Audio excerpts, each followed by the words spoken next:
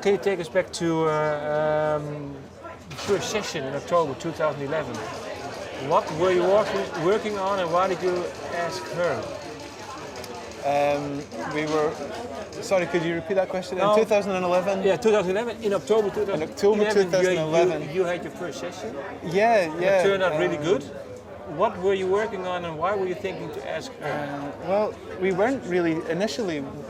Doc Martin, who isn't here just now, it was just he was going to be the singer in the band, and him and I were just going to do it as a duo, and so we started writing some songs, and I think after a while we thought it might be nice to get another singer in, and have like a three-piece on the go.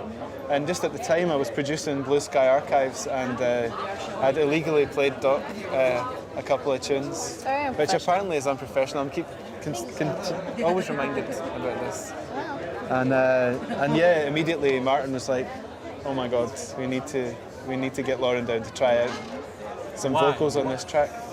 Why specifically this track? Why her vocals?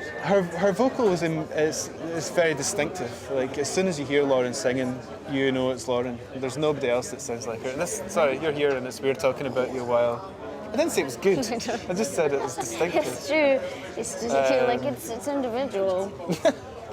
And that's something. It's just that quality that we wanted. Something that was immediately, oh, that's that band, or that's that singer, And that's what I heard in Lauren's voice, and that's what Martin did. And yeah, when we tried out, it just seemed to work pretty well. What song did you do? What was the first song you sang on? I think there was an old demo. I don't think it made it into Chvrches as the band is. It was something those guys had worked on.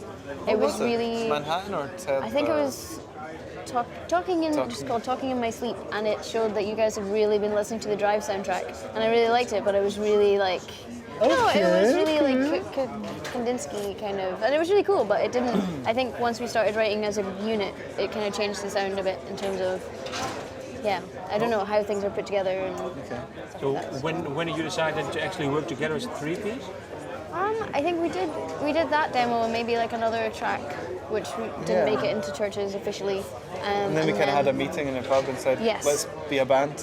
Shall we write songs as a group? And we were like, okay. And that's where we are now. Yes. So.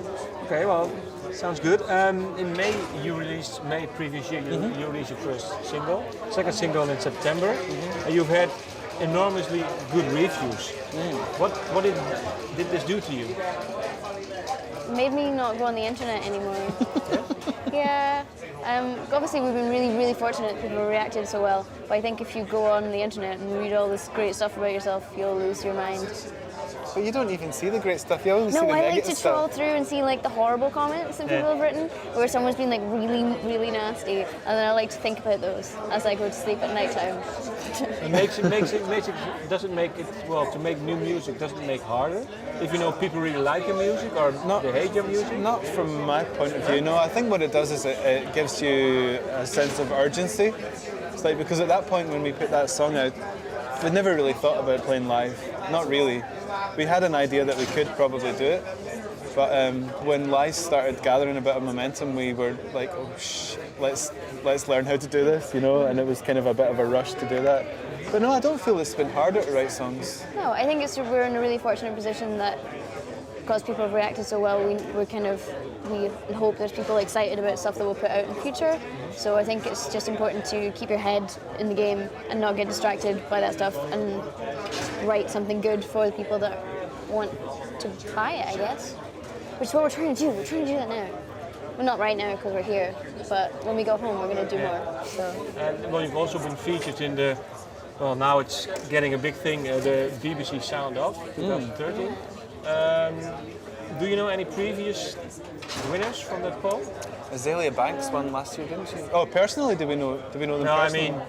To be weird, I was like, your friends with Adele, Azalea Banks. Adele won, I think. Adele, yeah. Jessie J, was she one? She did win one year, didn't she? So. See, I feel like when it's come out in previous years, I've looked through the long lists and been like, oh, a bunch of bands, but probably haven't listened to the winners so much. Not because I don't think they're good acts, but it's just not something I would personally listen to that much. But I think like this year there was stuff like Savages were on the list, and I'm a big fan of them and stuff. So I think it's quite cool that it was a very varied mix of stuff. And I guess, I think like Haim were an interesting choice for winning because they're pop, but not in the same way that like Jessie J is pop or something. And I think it was interesting. Yeah, and someone they're a said to fun me band. it was all like, other than Ian Martin and the guy from Aluna George, it was all ladies. George. George from Aluna George. It was all women in the top 5 for the end, which is pretty cool. It was all like female vocals, which is kind of unusual. It is unusual.